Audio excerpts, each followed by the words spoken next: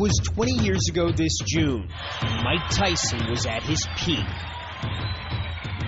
The youngest heavyweight champion ever, Tyson was fighting the undefeated former champion Michael Spinks, and the whole world was watching. I was just a different person then than I am now. You know, I thrived on that kind of stuff back then. That was my life back then. That was 18 months before his loss to Buster Douglas. 4 years before he went to prison for raping a beauty pageant contestant. These days, Tyson is 3 years removed from his last fight, and his life is much less intense. I was a guy who just loved doing this thing, man. In his prime, no boxer, not Dempsey, not Lewis, not Ali, was as ferocious as Michael Gerard Tyson. He went through opponents like a chainsaw, cutting them down one by one by one. For a short time, he stood alone at the pinnacle of his sport and of the sports world. He was more than an athlete, he was an icon. But now, at the age of 41, Tyson is different, both physically and mentally. Do you like the life you're living now? I'm adjusting to it. I just know that I'm a funny guy without being stoned. You know, I don't have to be stoned to be a clown. I don't hang out with the people I normally acquainted myself with in the past. You know, I'm not that type of person anymore. After years of addiction to alcohol and drugs, Tyson is at the dawn of a new phase of his life. Court-mandated sobriety. Last fall in Phoenix, he pleaded guilty to 1 count of felony cocaine possession and 1 misdemeanor count of driving under the influence. He was sentenced to a day in jail and 3 years of probation. But he's been clean since the time of his arrest in 2006. Subject to monthly drug and alcohol testing. He spent much of 2007 in rehab in Los Angeles. What's it been like for the last year plus? Not drinking, not taking drugs. Oh, it's a struggle. I want to take drugs every day. I want to drink every day, but I just don't because I have made that commitment not to. Where do you find the strength to resist? I just think it's day by day. You know, just working day by day. I don't want to get involved in that lifestyle no more. I just want a different life now. After his sentencing, Tyson decided to move from Phoenix, where he'd lived for nearly 4 years, to, of all places, Las Vegas. It was here not so long ago that he was the king of the Strip and the strip clubs, a fixture of the desert nightlife. Now, he is again not far from the madding crowd, but he says far enough.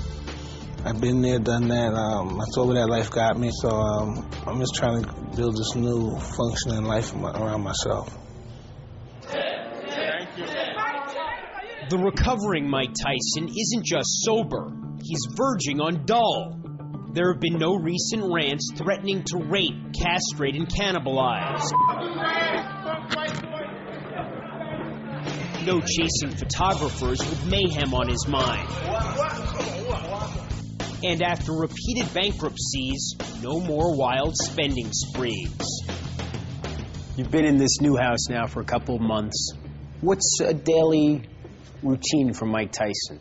Get up, clean my bed, watch television, call my accountant to hear him say no, he's not going to give me any money. No, really, this is the kind of life. This is really it's really a mess. Well, it's amazing that you, of all people, now have someone in your life, though, who is able to say no to you about spending money. I mean, that's got to be a positive step. I really hate this guy for that. No, that's not true at all. I just really despise this guy. But you listen to him. Dude, the guy has the money. What am I going to say? So you are controlling your spending habits. That's going to be part of the change, I guess. There's no way I would be able to live in a house like this if I didn't. You ever watch that commercial when life comes at you fast? Yeah, and it's coming at me so fast, I'm really kind of lost sometimes. But less lost, it seems, than at other times. Maybe I was addicted to chaos, and that's the only way I knew how to function at that particular time. You know, when I look at these things that happen in my life. I just think about I brought these on myself, and they have to deal with the responsibility. Hey, you done this, and I don't like that. That's what I have a problem dealing with. Dealing with the mundane is a new experience for Tyson. He grew so accustomed to turmoil that his ongoing attempt to adjust to its absence presents its own set of challenges. You're living in a beautiful home. You have a good relationship with your children. You're clean and sober.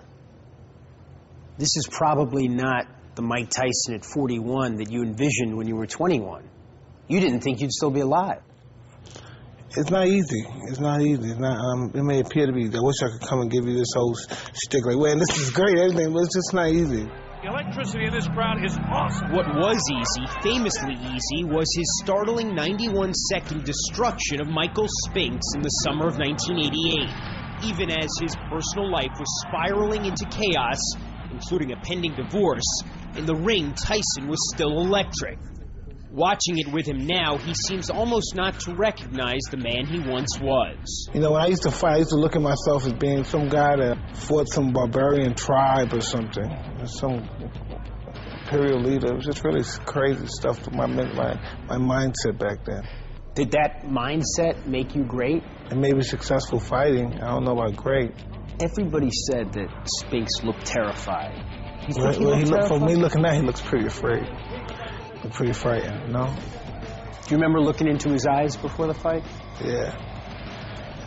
Are there any questions by either of you? It wasn't too kosher.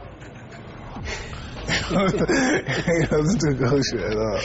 It didn't look like he was happy being there. The uppercut, body shot, down goes. Mike Spinks. I had no respect for his punching power or anything. I just, I wanted it to be a first-round knockout. He leads to the right hand. Down he goes.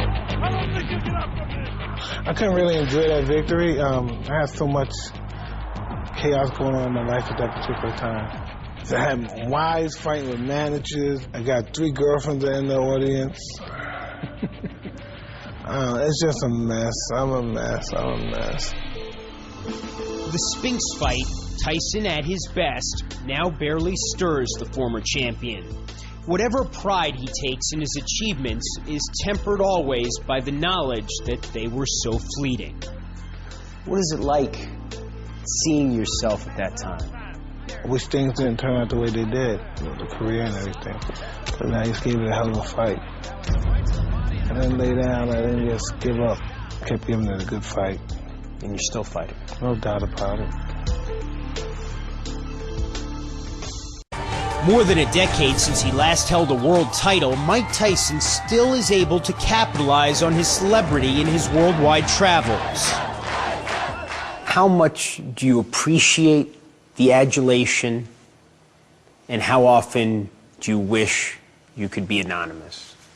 I want to say I love my fans, you know. I want to be like somebody I love all my fans, but, you know, without being disrespectful, it gets overbearing sometimes. This is something I can't take, you know. I don't want this. You know, sometimes I want to eat an ice cream cone and walk down the street. Sometimes I just want to have a meal. Sometimes I want to hang out with my girlfriend and just pay attention to her. I'm just a human being. Tyson's story was always about much more than boxing, and his appeal rooted in more than winning. He was a nightmare vision come to life. Relentless, merciless, invincible, but emotionally vulnerable. What do you see when you walk into the room and they're still treating you as if it's 1989? I'm extremely grateful, but I just don't understand it. You can't live with your past, you know. You just can't be that kind of guy living off the past. When it's done, it's done.